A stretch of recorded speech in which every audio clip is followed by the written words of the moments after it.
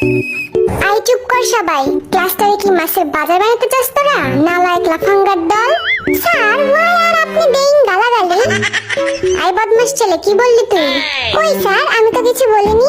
ফাজলামি করো আমার লগে? Stand up. স্যার আমি? এই গাধার বাচ্চা, তোরে বলছি আমি?